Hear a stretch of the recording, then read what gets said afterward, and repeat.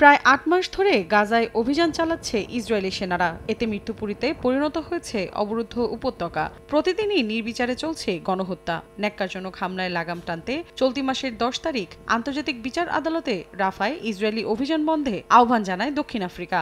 আবেদনের ওপর শুক্রবার অবিলম্বে গাজার লাইফলাইন খ্যাত রাফায় সামরিক অভিযান বন্ধে নির্দেশ দেয় আইসিজে। এ নির্দেশ অমান্য করে কয়েক মিনিটের মধ্যেই অঞ্চলটিতে হামলা চালায় দখলদার বাহিনী। এখন প্রশ্ন উঠেছে, তেল আবিবের বিরুদ্ধে আন্তর্জাতিক বিচার আদালতে নির্দেশনা থাকার পরও কোন বলে তারা তা অমান্য করল? ইসরায়েলের বিরুদ্ধে ধ্বংসযজ্ঞ চালানোর পরিষ্কার তথ্য প্রমাণ থাকার পরও কেন আন্তর্জাতিক আদালতের আইনের প্রয়োগ কঠিন হয়ে পড়ছে? বাধাটা কোথায়?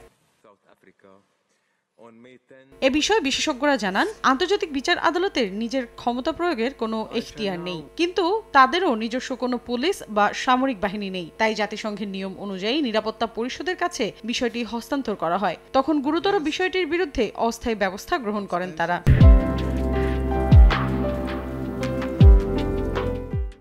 That we will see some kind of resolution at the Security Council around technically, enforcing this judgment by using Chapter 7 powers to order Israel to end its offensive in Rafah. And so that's the option. Clearly, the big problem with that is the UN, or the US rather, veto on the Security Council. গেল সপ্তাহে ইসরায়েলের প্রধানমন্ত্রী, প্রতিরক্ষা মন্ত্রী ও হামাসের শীর্ষ কয়েকজন নেতার বিরুদ্ধে গ্রেফতারি পরোয়ানা জারির আবেদন করেন আন্তর্জাতিক অপরাধ আদালত আইসিসির প্রধান কৌঁসুলি করিম এ খান। এতে ক্ষুব্ধ হয় তেল আবিব ও মিত্রদেশ যুক্তরাষ্ট্র।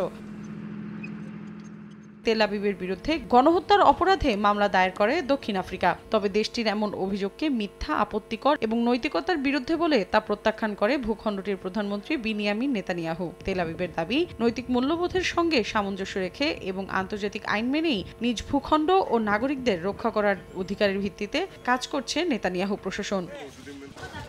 মৌসুমী সাথী, সময় সংবাদ।